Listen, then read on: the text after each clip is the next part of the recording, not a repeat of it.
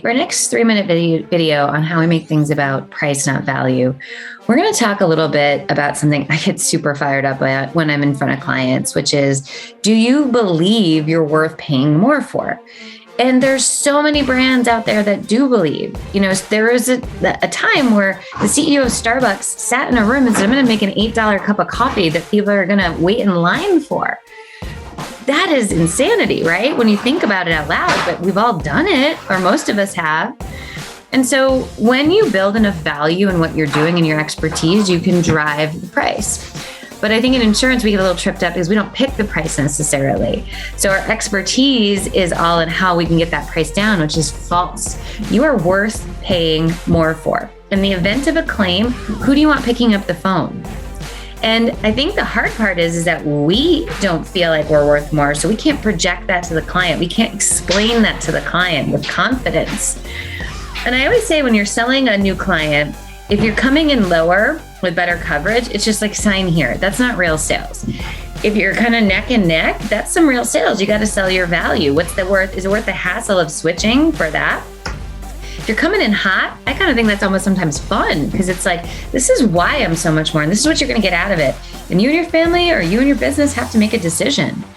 But I think so often because the teams are only confident when we're winning on price, or we didn't do the work to ask the questions of what were you paying? What are you expecting to pay? We get super tripped up. And it's like, yeah, no, I know it's more. We'll try again next year. No, you have them on the hook. Let's go for it. Explain your value. What do you do that's better than everybody else? You know, if you think about the luxury brands in the world, why can Mercedes charge more for a car?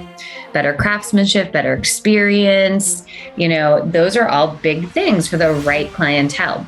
And if your agency has not identified the ideal customer, what ends up happening is we try to be everything to everybody. So we're like McDonald's and Ruth Chris all at the same time, and we can't be that way. The team needs to be trained on how to serve and cater to your ideal clientele. It is much different walking into a Ritz-Carlton versus walking into like a Courtyard Marriott. By nature, they have picked their ideal clientele and are trying to cater to them.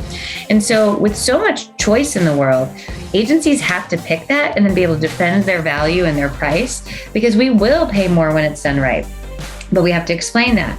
I always say no one wants to pay more for insurance, but that moment you need to use it, you want it done right and you want no questions about it.